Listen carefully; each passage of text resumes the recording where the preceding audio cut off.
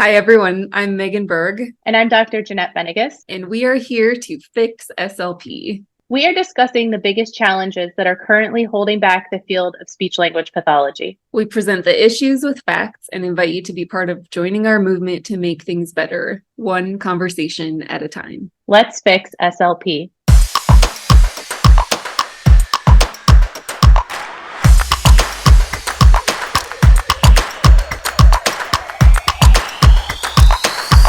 Welcome back, everybody. If you're listening to us on the day that this drops, we are getting ready to take some time off for the holidays. So if you celebrate, Merry Christmas, Happy Holidays. If you celebrate something else, we definitely have a diverse group of listeners. So happy, Merry everything.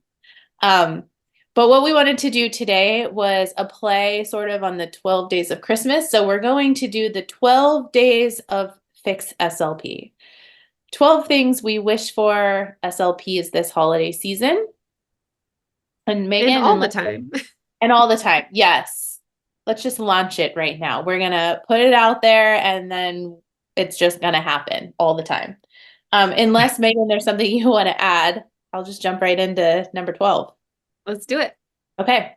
Number 12. Now in our document, Megan, we starts with number 1, but I'm Okay, I'll assuming change that's that while you talk, so okay. we're not going All to right. confuse Just so I'm ourselves. not confused. Okay. So, number 12, what we wish for, we wish SLPs rest. And what do we mean by rest? When we're talking about our work, which should be separate from all of the other things in our lives, we want everybody to just remember you don't owe your employer anything beyond what you have contracted. So that means working off the clock becomes a problem. It perpetuates systemic racism, classism, sexism, all of the systems that hold us back from being valued. And if you've followed us for any amount of time, you may or may not know that we had a previous project, a limited podcast series called Other SLPs Pockets, where we did talk about taking work home and how it devalues us. It holds us back from being valued. It lowers our hourly pay. It just contributes to devaluing us as a whole. So we want you to stop taking work home, stop working off the clock, stop clocking out to be productive, to do work so you can show productivity to your employer. Show your employer what time you actually need to get your job done. And if they don't give you that time, then the job doesn't get done, I guess. And I know that that is hard to think about because we're all people who are in this field to help others, and leaving work unfinished is not part of our DNA, I guess. So it's kind of a tough mind shift. Um, Yeah. And I just wanted to share a quote by Cal Newport. He wrote a book called Deep Work that I found interesting. He said, if you keep interrupting your evening to check and respond to email or put aside a few hours after dinner to catch up on an approaching deadline, you're robbing your directed attention centers of the uninterrupted rest they need for restoration. Even if these work dashes consume only a small amount of time, they prevent you from reaching the levels of deeper relaxation in which attention restoration can occur. Only the confidence that you're done with work until the next day can convince your brain to downshift to the level where it can begin to recharge for the next day to follow. Put another way, trying to squeeze a little more work out of your evenings might reduce your effectiveness the next day enough that you end up getting less done than if you had instead respected a shutdown. So leave it at work. Megan was preaching to me right there. These things that Jeanette's the worst offender here, so the worst, yeah, the worst. But these are not necessarily things we are good at. So let's just put that out there. For example, yesterday my daughter was in a performance for our local community theater, and she had a student performance in the morning. So I didn't work. My final was that I had to administer was at 2:00, and that's when I started working. But it's finals week. Yesterday was the last day of the semester. And if you listened to the last episode, you heard about my oral competency. So, I still had to work. I didn't walk in until 10 p.m. That's what time I walked in. That didn't include dinner. That was, I worked and then drove home and then started my evening. So I'm bad at it. Yeah, so what Okay. Jeanette's saying is don't listen to her. Oh, But we're all working on it. I don't know what'd why I we're doing say? these in reverse order because the original song does not do them in reverse order. But Oh, anyway, now that we've started okay. doing them in reverse So order, that was number one. Now we're doing number two, the second day of I know, Christmas. but then anyway, okay, sure. Number two. Go with it, guys. Just give us a 5-star review, okay? Number two, we wish SLPs career fulfillment. And no, we're not selling you a certification or product that promises you career fulfillment. There are lots of ways to find career fulfillment as an SLP. If you don't like your job, try looking for a different one. I know can be easier said than done, and there's lots of privilege involved with being able to do that. But just know that you do have options available for you. And even if it takes you a few years, you can find a job that works better for you. If you really, really can't change your job, advocate for the changes that you need and want. And we're here to help you come up with the words and language and action steps to do that because you deserve to enjoy your job. And it doesn't have to be what defines you or brings you all of the joy in your life, but you really shouldn't wake up every morning and dread it. This field is vast and wide, and there is a place for you in it. And if you find that you want to be done with this field, you can also use your SLP skills in other ways and try a different career if you need a break. But life is short. And if you are going to work, you should be doing something that you love. Number Right. 3/10/3. Whatever. 310. We wish SLPs autonomy. This is something I teach in my classroom, that SLPs are autonomous. And I really try to make sure that my students understand what that word means. It is why we are speech language pathologists and not speech therapists. It's how we differentiate from OTPT. It's because we have the ability to diagnose and treat, where PTs and OTs don't quite do that. So anyway, we all understand that, hopefully. My students understand it. Megan's making a look. I feel like they do diagnose, but yeah. They do. That's why because I've thought about, we probably don't have time to dig into this. Anyway, we're autonomous. Okay, just suspend your belief, your disbelief. We're autonomous from ASHA. That's 100%. Well, that's where I was going next. So we all and PTs are autonomous from APTA and OTs are autonomous from AOTA. No, that is true. But what I was going to say next was, we all understand it as it applies to our practice, but where we all have a really hard time understanding it is that ASHA doesn't own us. We are autonomous from ASHA. You are your own autonomous SLP. You get to decide what your career looks like. You get to decide how you want to learn, what paths you take to learn those things, what mentors you want to work with, what CEUs you want to take. And so really our hope is that someday, truly, not today, we're in this for the long game, but that someday all SLPs will have the option of choosing from maybe a variety of associations. Many of them already exist. Maybe somebody is going to start one, not us. That's not what we're doing. But, maybe you want to start one. But that you'll have a choice to choose what you want to support your career as an SLP, not what ASHA tells you need to be an SLP, because we're autonomous in our practice and we are also autonomous in what we choose to use to grow our knowledge base. And we're autonomous in the people we choose. Just forget it. Let's move on. Number 4, we wish SLPs information. So we hope that what we're doing here at Fix SLP helps you save time to access the information that you need to make the choices that are right for you. You don't have to agree with us at all, but we hope that you are able to make those choices because you have access to information.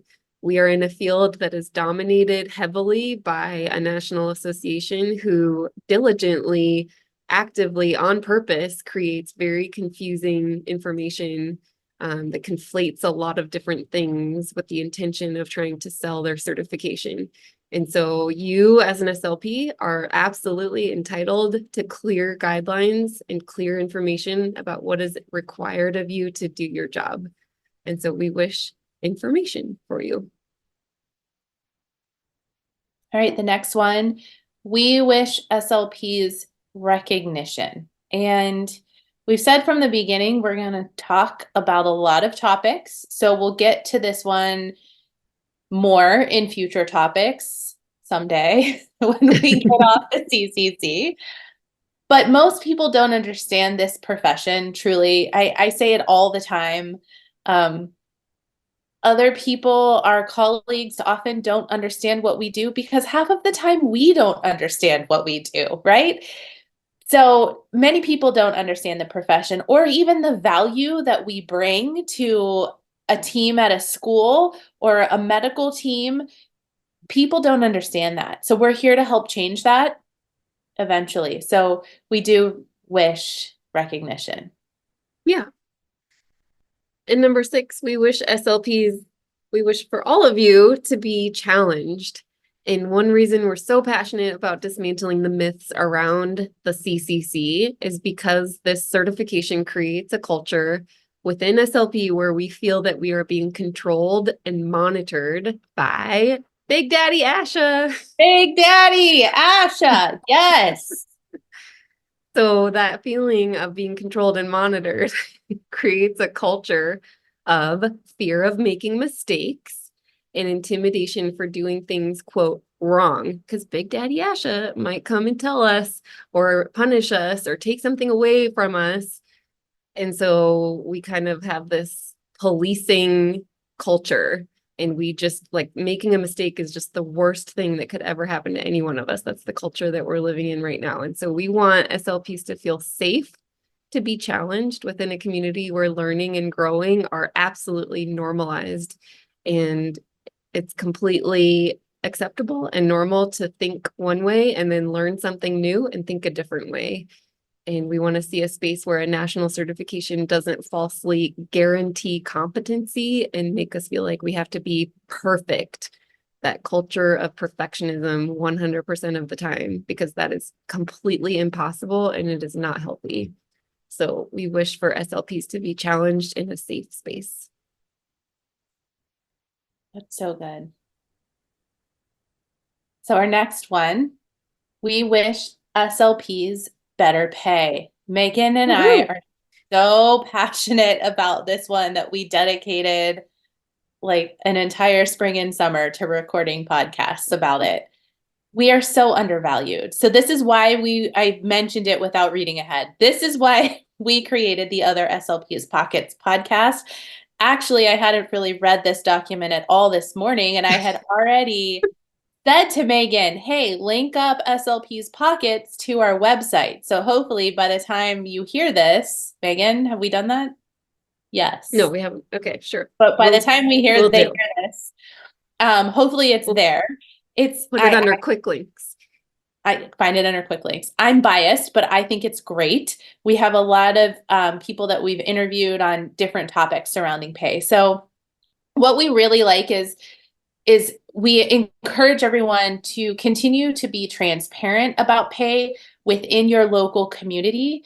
You can check out the podcast to hear what other SLPs are making around the country. We have a bunch of tips for negotiating better salary.